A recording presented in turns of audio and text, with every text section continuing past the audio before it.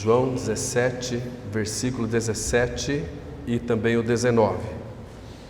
A palavra diz assim: santifica-os na verdade, a tua palavra é a verdade.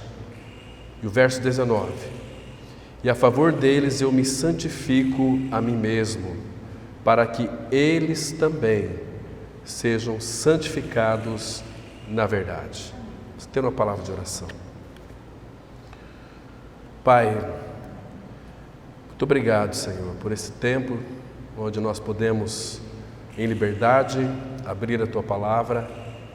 Quando estamos com a Tua palavra aberta, Pai, precisamos de que Teu Espírito Santo venha trazer a interpretação para nós, a revelação para o nosso coração, dessas verdades, ó Pai, que são tão profundas aos nossos olhos. Sem a ajuda do Senhor, nós jamais poderemos compreender o que Tu tens para nós nessa noite. Pai, nesta noite, continue conquistando os nossos corações, para que sejam voltados para Ti, com toda a concentração. Que Teu maravilhoso Espírito Santo venha tocar em cada um de nós, de uma forma, Pai, que tenhamos, ó Pai, verdadeiramente uma vida devotada ao Senhor e venhamos a reconhecer a grandeza da Tua palavra, porque ela nos fala do Filho, aquele que é tudo para cada um de nós. Nele nós temos toda a suficiência que vem do alto, porque nele tudo subsiste, porque nele habita corporalmente toda a plenitude da divindade. Muito obrigado, Pai, porque Tu nos abriu os olhos para crermos no Senhor. Nele nós estamos, Ele está em nós. Então nos ajuda, Pai, a permanecer nele, nesses dias tão difíceis que estamos vivendo. Claro que é um tempo que antecede a Tua volta. Nós sabemos, ó Pai, que o Senhor tem pressa em nos preparar como igreja madura, santa, uma igreja que verdadeiramente anseia pelo Senhor, que ame o Senhor, o noivo, nosso bendito noivo, que logo estará voltando, logo estará rasgando esses céus para vir nos buscar, Pai. Pai, nos dê esta consciência firme no Senhor. Por isso, Pai, que nós entregamos nas Tuas mãos esse tempo e queremos, ó Pai, ser reavivados pelo Senhor. Que Teu bendito Espírito Santo, pela Tua palavra, é o único que tem o poder e a capacidade para nos avivar, para nos despertar e ansiarmos pela volta do nosso amado Senhor. Fala conosco, Pai, nós queremos, desejamos ouvir a Tua voz. E em Cristo nós oramos. Amém. Meu irmão, nós temos tratado já há algum tempo, e isso tem inquietado o nosso coração, sobre a santidade dos santos. Uma vez que somos regenerados em Cristo Jesus, o Pai nos leva cada dia mais a trabalhar a formação do Filho em cada um de nós. Para quê? Para que então nós sejamos parecidos com o Seu Filho. Claro que o Senhor Jesus Cristo diz lá 1 João 5, versículo 20, que Ele é o verdadeiro Deus e a vida eterna. E Cristo, Ele é o Santo de Deus, o ente santo, separado dos pecadores, que Deus enviou, porque nos amou, para vir nos buscar.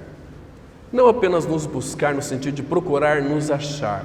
Irmãos, para nós entendermos o que é uma vida em santidade diante do Senhor, precisamos saber onde nós estávamos. A palavra vai mostrar claramente, irmãos, em Efésios, precisa abrir agora, que nós estávamos mortos em delitos e pecados.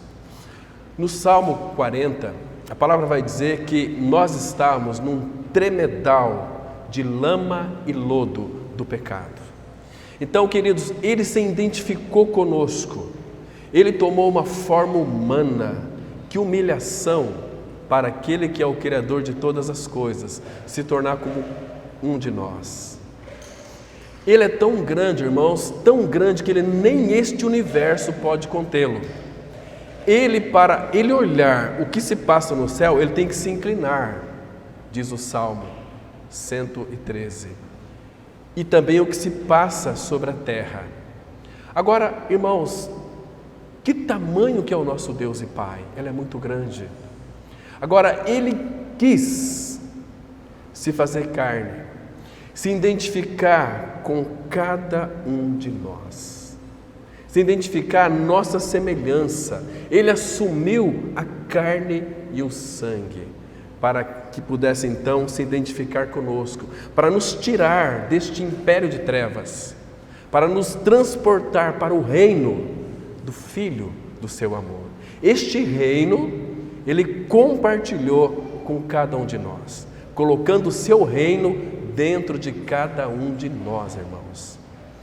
Que rei que é esse, que compartilha tudo que Ele tem? Porque este é um rei diferente de todos os reis e reinos que existem na terra e que já existiu na face da terra.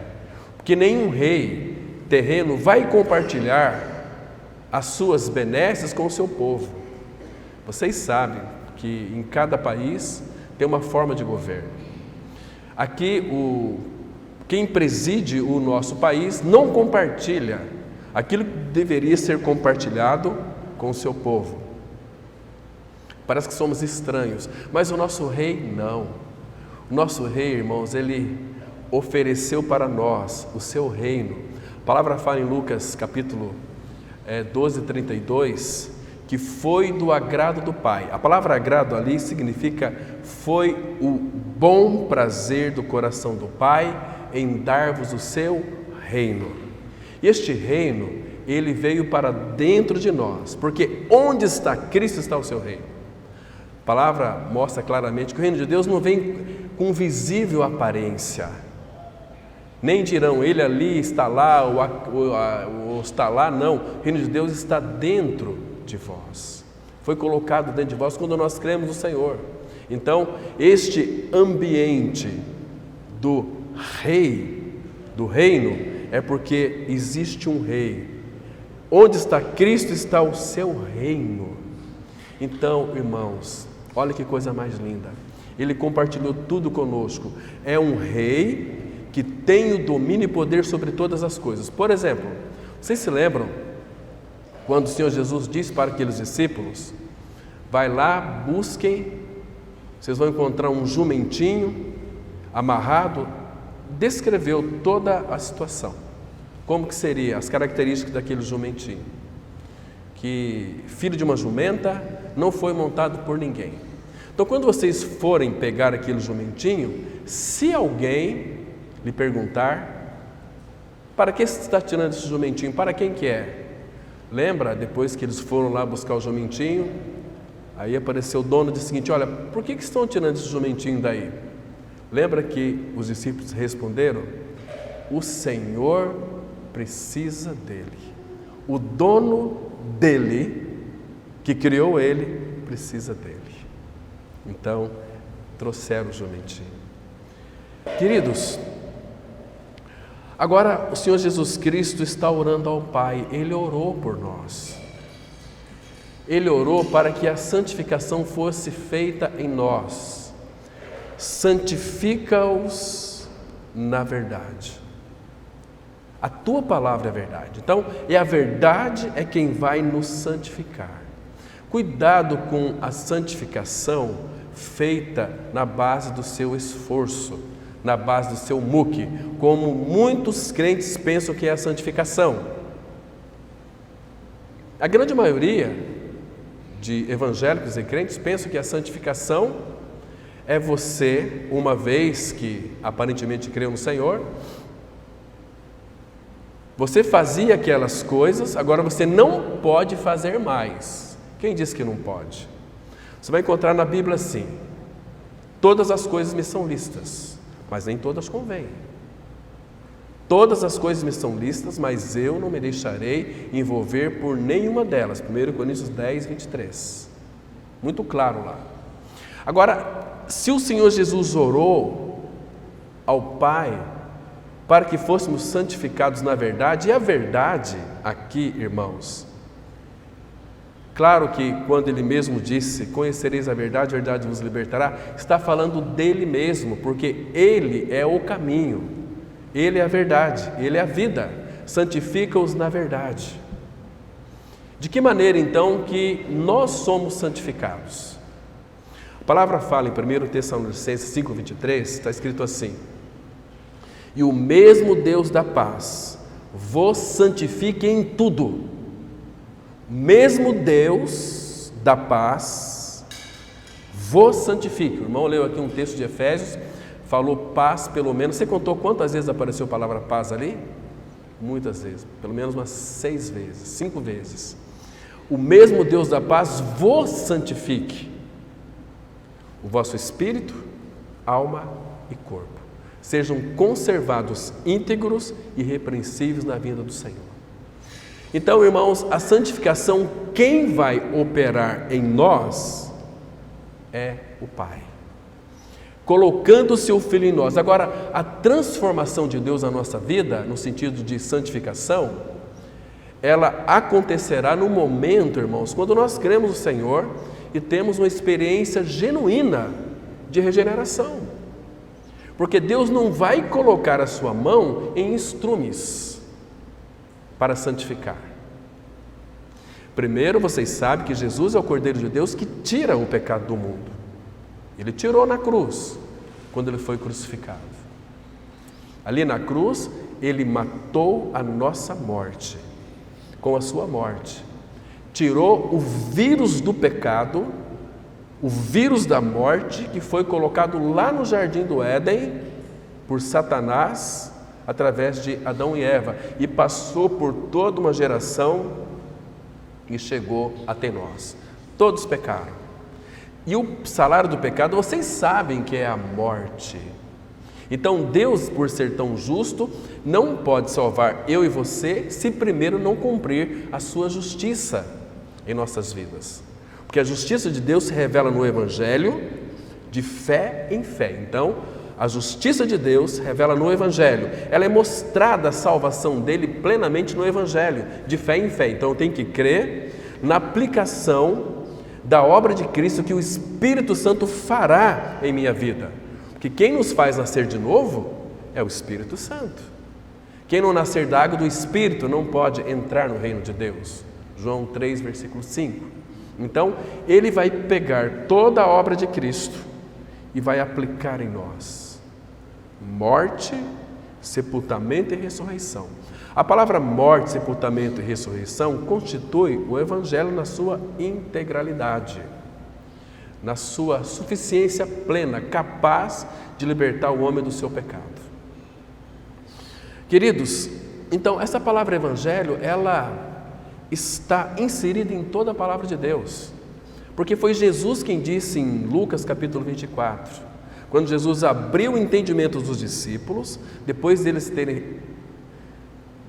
Jesus ter sido ressuscitado pelo Pai dentre os mortos, ele disse assim para os seus discípulos: não está escrito na lei de Moisés, nos Salmos e nos profetas, que o Cristo haveria de padecer, morrer e ressuscitar ao terceiro dia? Então, toda a Bíblia, o foco é a morte, sepultamento e ressurreição de Cristo. Então, quando eu creio que Jesus não apenas morreu no meu lugar, mas Ele me inseriu no seu corpo na cruz, me fazendo morrer junto com Ele, porque tem que ser junto. O pecador sou eu. Ele morreu não apenas pelo pecado, Ele morreu para o pecado. Não morreu apenas pelos pecadores, mas morreu para o pecado. Mas Ele não tinha pecado. O que foi que aconteceu naquela cruz? A palavra fala em 1 Pedro 2,24, dizendo o seguinte: carregando Ele mesmo, o nosso Senhor Jesus, carregando Ele mesmo em seu corpo sobre o madeiro os nossos pecados, para que nós, mortos para os pecados, vivamos para a justiça, e por suas feridas fomos sarados. Irmãos, Ele carregou os nossos pecados, Ele matou o nosso pecado, Ele nos fez livres nele mesmo, Se, pois, João 8,36, se, pois, o Filho vos libertar, verdadeiramente sereis livres. Quando você ganha essa experiência com Cristo, o Pai inicia uma boa obra de santificação em nós. Filipenses 1,6 diz: aquele Deus que em vós, dentro de vós, começou uma boa obra. Irmãos, é bom saber que nós estamos em obras. Está dizendo que a obra de Cristo não foi completa? Foi completa. Mas o problema é que nós temos uma alma que precisa ser santificada. A nossa alma é esquisita, irmãos. Você quer ver só, para sair uma briga, se eu chamar 2 homens desta ala, 2 homens dessas aqui, vamos discutir sobre política. Olha se nós vamos sair nos tapas. As nossas almas são doentes, egoístas, nós queremos que prevaleça o que seja da nossa vontade, e ai daquele que for contra nós. Isso é uma bestialidade sem fim, porque quem domina todas as coisas é o Senhor. Que se façam intercessões, orações por todos os homens, aqueles que estão revestidos de autoridade, todas as autoridades, porque a palavra fala em Provérbio 16 que o coração do rei está na mão do Senhor, e segundo a vontade dele, o Senhor o inclina. O ímpio não vai orar, o ímpio no mínimo vai fazer apenas umas rezas aí, umas orações estranhas, como eu me lembro uma vez quando fui fazer minha carteira de habilitação, sentei no carro, o cara falou: espera um pouquinho que já eu venho para te orientar, o que você vai ter que fazer? Colocou umas balizas, não conhecia o Senhor também, fiz 18 anos, fazia carta de habilitação. Ele bateu na porta e disse o seguinte: olha, pode fazer uma rezinha. E eu comecei lá, fazer uma rezinha, mas era para dar uma ré, entendeu? Irmãos, o ímpio não ora, o ímpio não tem intimidade com o Senhor, percebe? Ele busca sempre aquilo que é melhor para si. O ímpio, ele tem uma ideia, ele é puro, mais diz Provérbios, é puro aos seus próprios olhos. Então ele faz uma imagem de si mesmo dizendo o seguinte: olha, eu não fumo, eu não bebo, eu não roubo, eu não mato, não me prostituo, então eu sou uma pessoa boa e eu vou para o céu. Esse é a pior espécie que tem. Uma vida boa, reta, correta, neste mundo, livra você da cadeia, mas não do inferno. Uma pessoa reta, íntegra, pode até temer a Deus. Ela não vai dar problema para a cidade, para o governo, para o Estado. É uma bênção. Percebe, irmãos? Mas filho de Deus tem responsabilidades diante do Senhor, em orar pelas autoridades do município, do Estado e do Brasil. Por que você acha que o Brasil ainda, com tantas crises que ele já enfrentou, e talvez enfrentará crises terríveis, tem passado tranquilo? Porque a igreja está ainda com os pés aqui na terra, porque a igreja tem intercedido e o Senhor tem ouvido. Irmão, nós temos orado pelas nossas autoridades? Ou nós temos negligenciado esta responsabilidade? É nossa responsabilidade. Irmão, nós temos orado pelas nossas famílias, pelos nossos filhos? Ou temos omitido isto? Não vamos lá para a comunidade, lá nós vamos todos orarem. Irmãos, isso é uma irresponsabilidade muito grande. Você pai, você mãe, tem sentado com seu filho, com a sua filha, aberta a palavra e instruído no caminho? Ah, mas ela não é mais uma criança, já é um rapaz adulto, uma moça adulta. Senta, você é pai. Primeiro você ora, fala: Senhor, providencia uma oportunidade, quebrantando o coração do meu filho, da minha filha, e me dê sabedoria para pregar para ela ou para ele a tua palavra, para que minha filha seja transformada, porque tem promessa para meu filho e para minha filha. Entende, irmãos? E o Senhor vai providenciar, porque a vontade dele é a promessa dele. Está me compreendendo? Não se acomode pensando o seguinte, naquela palavra: Bom, eu creio no Senhor, Deus agora é obrigado a salvar meus filhos. Não é obrigado, se você não fizer a tua parte. Nós temos responsabilidade diante do Senhor com aquilo que Ele coloca em nossas mãos. E filhos são dádivas do Senhor. Por isso, hoje em dia, irmãos, a gente vê os pais, às vezes, ligam para a gente desesperados: socorre meu filho. Meu filho está totalmente perdido, não tem mais jeito. Tem jeito sim. Tem uma promessa. Então vamos... Às vezes o problema não está nos filhos, nos pais que são negligentes. É muito triste, irmãos, quando a gente vai no hospital e vê ali meninas, 15, 16 anos, grávida. Muitas vezes não sabe nem quem é o pai. Por quê? Não tem os afetos em casa. O pai não abraça, não beija uma filha. É uma impaciência, é uma loucura, mas estão lá no celular, nesse WhatsApp, nesse Instagram e Facebook, uma série de coisas, desses entretenimentos malditos de Satanás que tem feito um estrago e degradado a família brasileira de uma forma geral. Estou nem falando do povo cristão, porque infelizmente Satanás ele é muito astuto, irmão. Se você não vigiar, ele vai tirar você da centralidade de Cristo. Ele vai levar você a ter muitas manchas, ou seja, perda de tempo, com muitas outras coisas e não com o Senhor, a fonte da verdadeira alegria, a nossa santidade. Irmãos, por que a santidade é tão importante na vida de um regenerado, irmão? A resposta é muito simples. Porque sem santidade, diz Hebreus 12:14, ninguém verá o Senhor. Irmãos, escute, vou repetir para os irmãos, Hebreus 12:14. Segui a paz com todos e a santificação, sem a qual, a santificação, ninguém vai ver o Senhor. É a Bíblia quem está dizendo. Estamos fazendo uma leitura aqui bíblica. Jesus, irmãos, Ele é o caminho que nos leva até o Pai. E este caminho é um caminho, claro, seguro, é um caminho puro, é um caminho santo.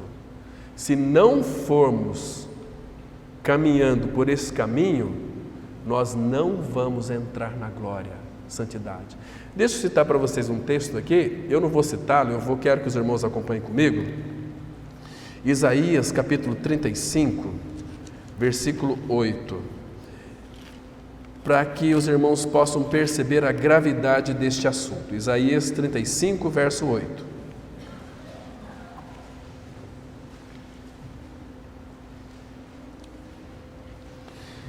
Olha que interessante esse versículo aqui, irmão. Isso aqui fala da transformação, está mostrando o regozijo da alegria da Sião futura. Claro que os profetas aqui profetizaram daquilo que nós estamos vivenciando hoje, a realidade de sermos habitados pelo Senhor. Então ele diz assim, primeiro que eu vou ler o 7 também, para a gente pegar o contexto aqui, que fala dessa transformação. Olha só, a areia esbraseada se transformará em lagos, e a terra sedenta em mananciais de águas, onde outrora viviam chacais, crescerá a erva com cana e juncos. Agora, presta atenção no versículo 8. Ali haverá bom caminho, caminho que se chamará o caminho santo.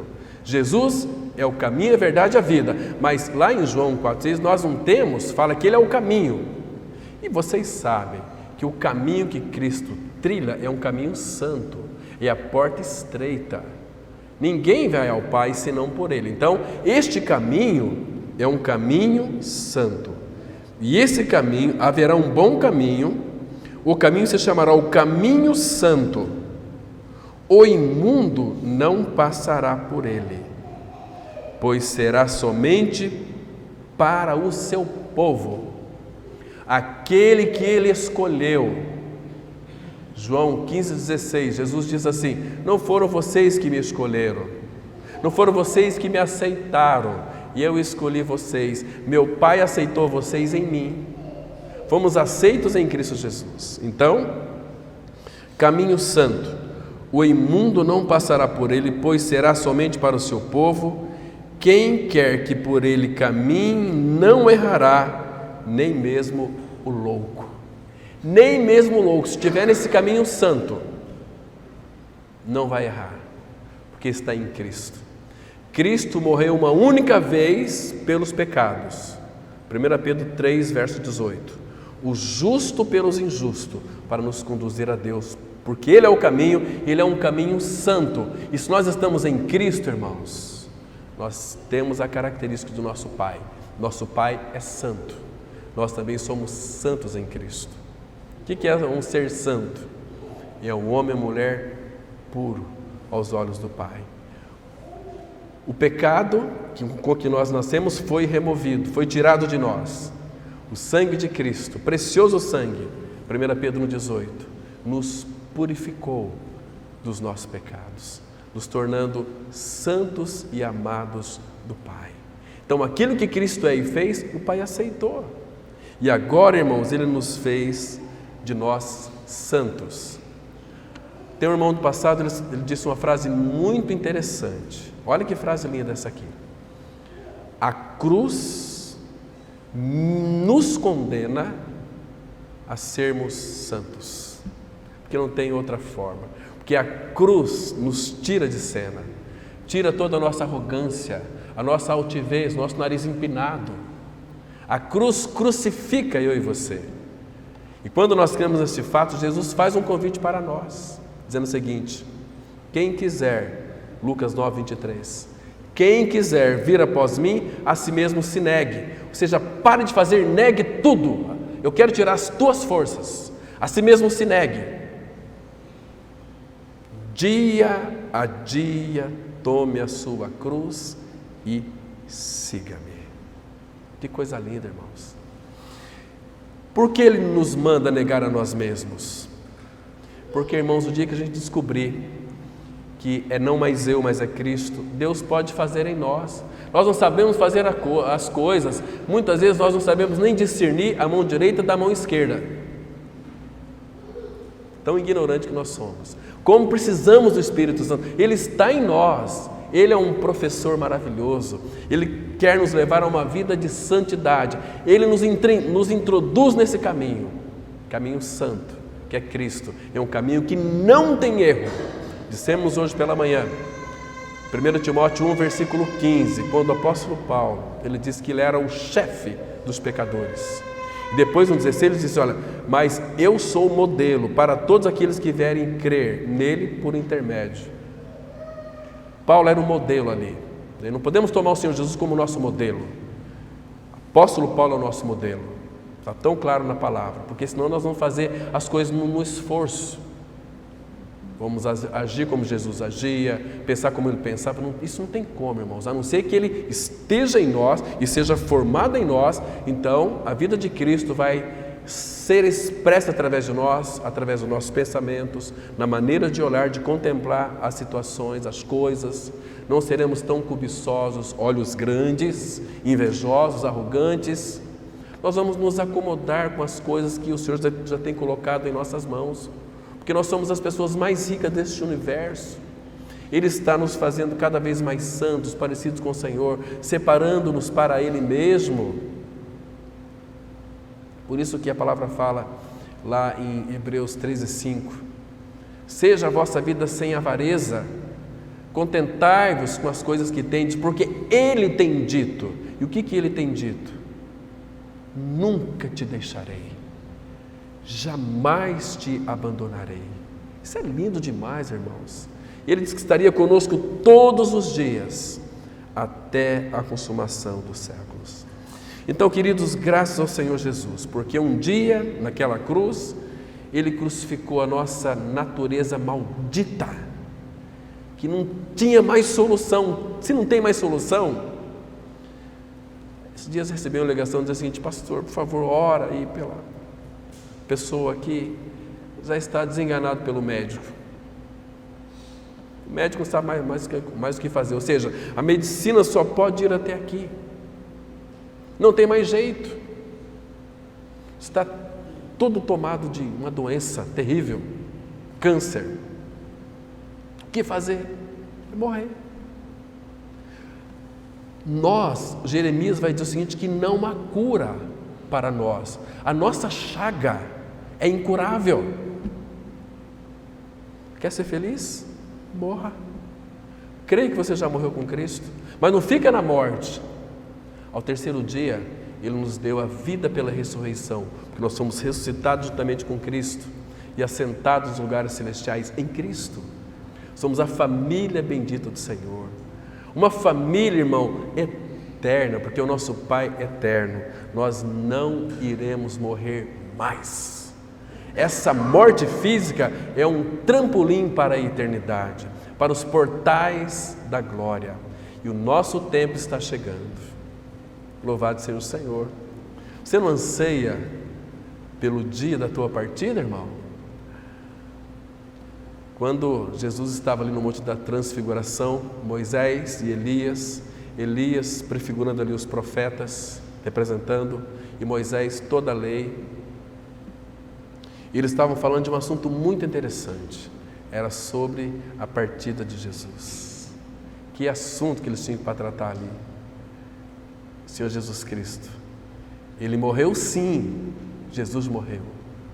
Mas, irmãos, você lê aquele texto de Apocalipse 1, versículo 18, abram comigo lá, por favor, um texto lindo, maravilhoso. Apocalipse 1, verso 18. Acho que é um dos textos mais lindos da Bíblia. Que coisa linda. Lembra de João? João é aquele apóstolo que, quando Jesus estava aqui com seus pés na terra, ele reclinava a sua face ali no peito de Jesus. Mas agora, olha o 17, Apocalipse 1, verso 17. Quando ouvi, ele viu quem? O Senhor, agora glorificado. Caí a seus pés como morto, porém ele pôs sobre mim a mão direita, dizendo: não temas, eu sou o primeiro e o último. Irmão, que lindo, que coisa mais preciosa.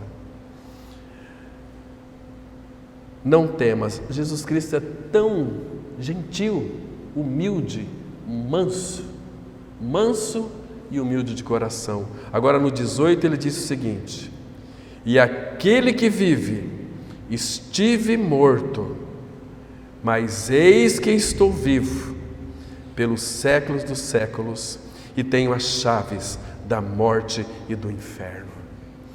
Ele morreu sim, mas ele vive para todo sempre. E sabe o que ele disse lá em João?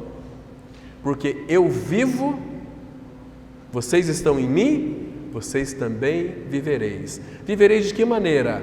Eternamente. Porque a palavra fala que nós não podemos morrer mais, porque somos filhos da ressurreição, filhos de Deus em Cristo Jesus. Ele deu para nós a vida eterna. Então, quando nós nascemos de novo, o Pai começa a processar em nós uma coisa chamada santificação. E como que Ele vai fazer essa santificação em nós? Como que Ele vai trabalhar essa santificação em nós para nos tornar santos? Ele vai usar um instrumento tão maravilhoso. Lembra que Ele disse lá: santifica-os na verdade. A tua palavra é a verdade. Agora quero convidar vocês a irem comigo, um texto que nós conhecemos, mas vale a pena nós lermos ele, em Ezequiel 36, versículo 25, onde que ele vai mostrar que a nossa santificação começa com a palavra de Deus. Ele diz assim, Ezequiel 36, versículo 25. Olha que texto lindo, irmãos. Diz assim: então aspergirei água pura sobre vós e ficareis purificados de todas as vossas. Você entendeu aqui? O que significa a palavra todas? Porque, irmãos, nós temos muitas imundícias. Aspergirei água pura. Qual que é a água pura que ele está falando aqui? É a do batismo? Eu já vi muita gente idiota dizendo que isso aqui fala do batismo. Não é, é a palavra de... A água é uma figura da palavra na Bíblia. Aspergirei água pura sobre vós. E o resultado qual é? E ficareis purificados de todas as vossas imundícias, e de todos os vossos ídolos vos purificarei. Por que das nossas imundícias? A Bíblia diz lá em Isaías 64, verso 6, está escrito assim. Olha que texto impressionante. Mas todos nós somos como o imundo, e as nossas justiças, nossas boas obras, como o trapo da imundícia. Sabe o que Deus está dizendo aqui para nós? Eu não preciso do desempenho de vocês para realizar algo por mim.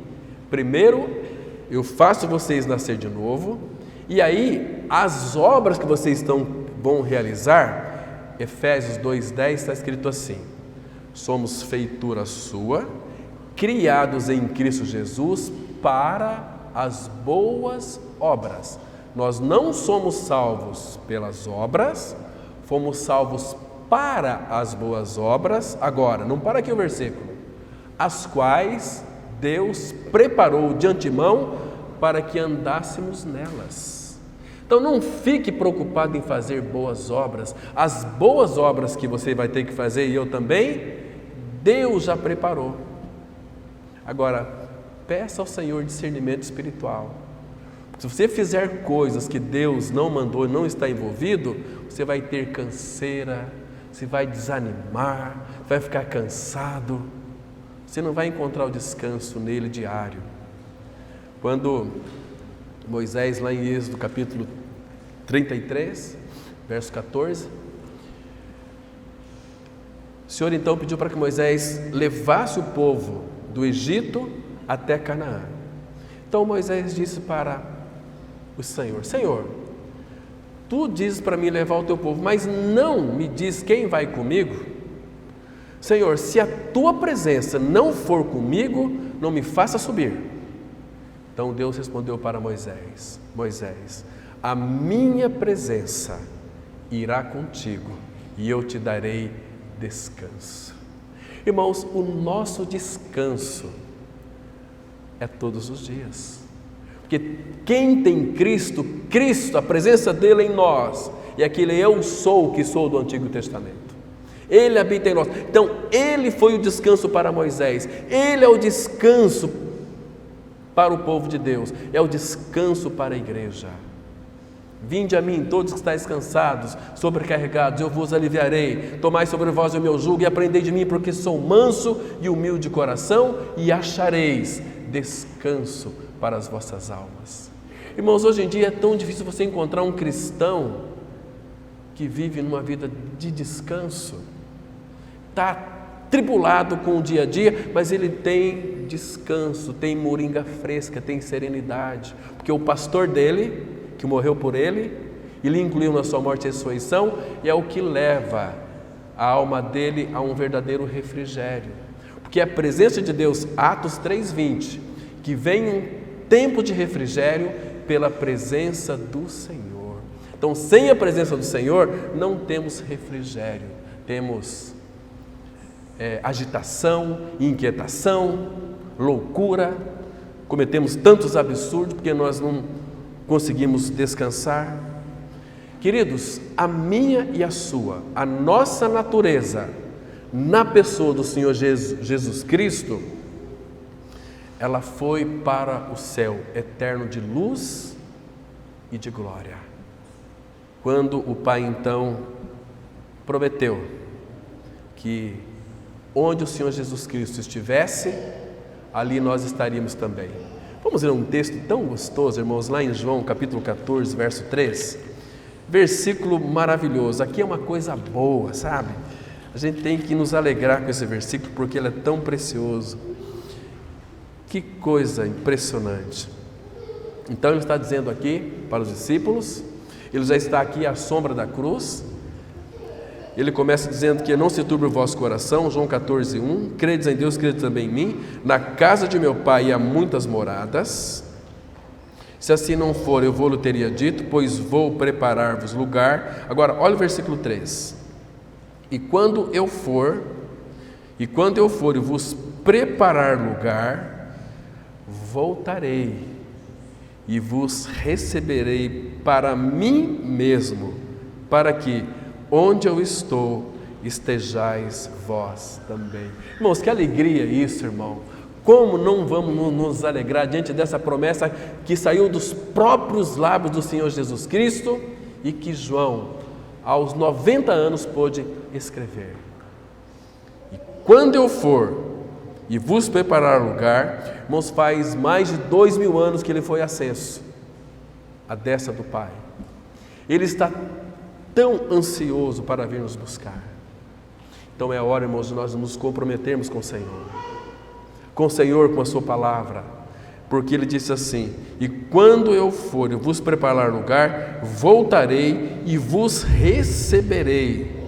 A palavra de receber aqui, imagina como esse Senhor é cortês. Eu vou receber vocês, mas para mim mesmo, para viver uma vida de comunhão com vocês eternamente. Como é que vai ser a eternidade com o Senhor?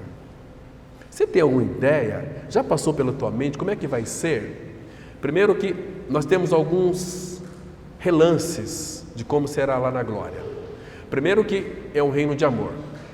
Colossenses 1,13, Paulo disse assim: Ele nos libertou do império das trevas e nos transportou, pela fé, para o reino do Filho do seu amor. Reino do Filho, Filho do amor.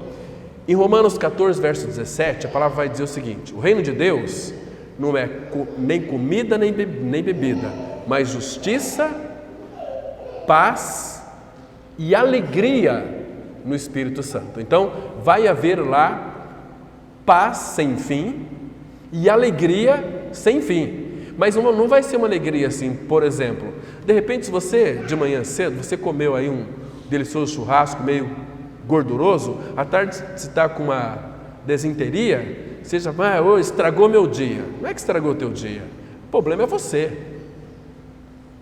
Mas de manhã você estava alegre e à tarde triste. Agora nós, homens, nós temos um problema muito sério. E as nossas esposas reclamam sempre, né? Nós homens temos um mau humor latente terrível. Tanto é que as nossas esposas chamavam nós assim antigamente: ô meu amor, vem cá. Depois, ô amor, vem cá. Agora é mau humor, vem cá. Mau humor, vem cá. Não é meu amor? Mau humor, vem cá. Nós temos um mau humor latente. Isso é próprio do homem, viu, mulheres? Fiquem bem tranquilas. Mau humor. Nós somos birrentos. Entende? Isso faz parte do homem. Quando a esposa faz uma coisa que nós não gostamos, nós ficamos já bravos, irritados e mal-humorados. Senhor, tem misericórdia. Trata comigo. Mas nós queremos ser tratados? Jesus sempre perguntava: queres ser curado?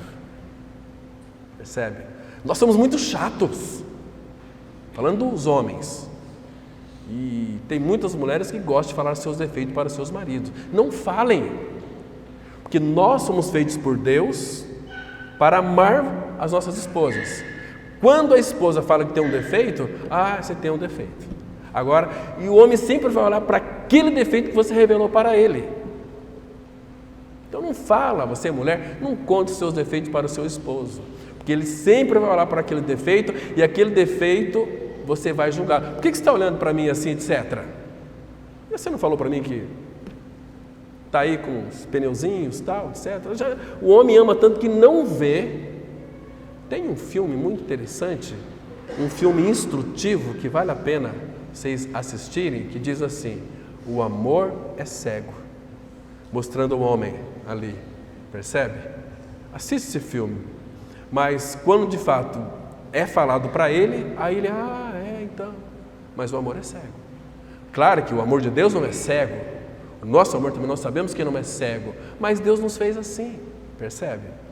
E agora, esses dois vão conviver juntos. Tem tudo para dar errado. Mas foi ideia de Deus. Casamento é ideia de Deus. E os dois vai ser unidos por uma aliança que Deus fez no coração e vão caminhar dia a dia juntos, unidos, até que a morte os separe. Porque depois que a morte os separe, vocês acham que lá no céu vai casar e dar-se em casamento? Não. Sabe por quê, irmãos? Vou mostrar um texto para vocês aqui. Abram, por favor, em Salmos, capítulo 16. Vamos ler apenas o versículo 11. Salmos 16, verso 11. Aqui, irmãos, um salmo tão precioso, tão maravilhoso. Aí no versículo 16 está escrito desta maneira. Vamos ler com bastante cuidado. Tu me farás ver os caminhos da vida. Irmãos, que coisa linda. Os caminhos da vida. Agora, olha aqui, na tua presença, não é que vai haver a plenitude de alegria. Essa palavra plenitude é pleroma, é uma plenitude de algo completo. A plenitude de alegria. O que é plenitude? É uma alegria plena.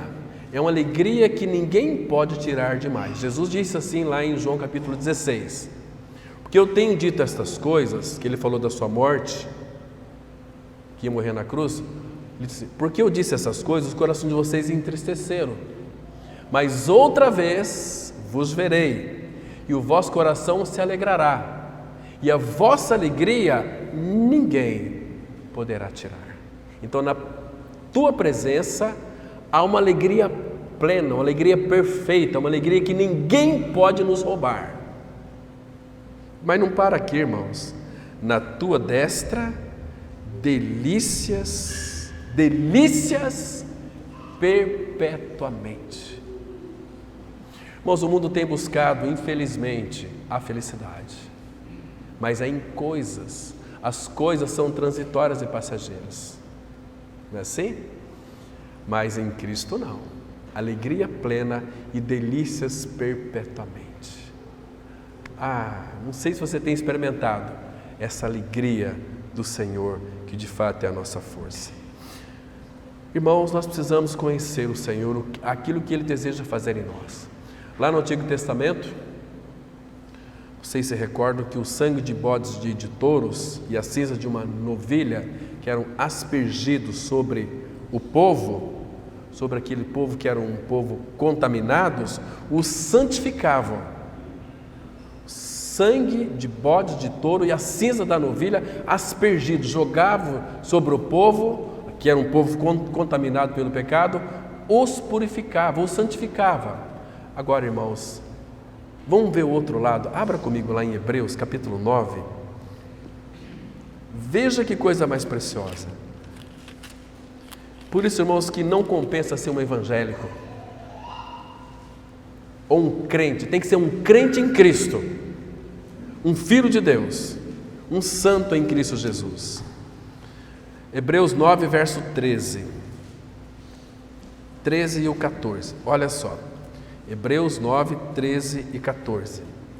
Está escrito assim: portanto, se o sangue de bodes e de touros e a cinza de uma novilha aspergidos sobre os contaminados os santificam quanto à purificação da carne.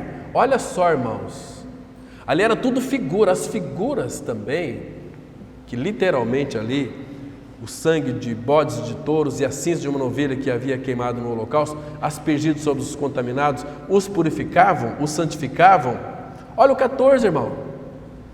Muito mais o sangue de Cristo, que pelo Espírito Eterno a si mesmo se ofereceu sem mácula a Deus, purificará o nosso maior peso, a nossa consciência, de obras mortas para servirmos ao Deus vivo. Coisa linda, irmão.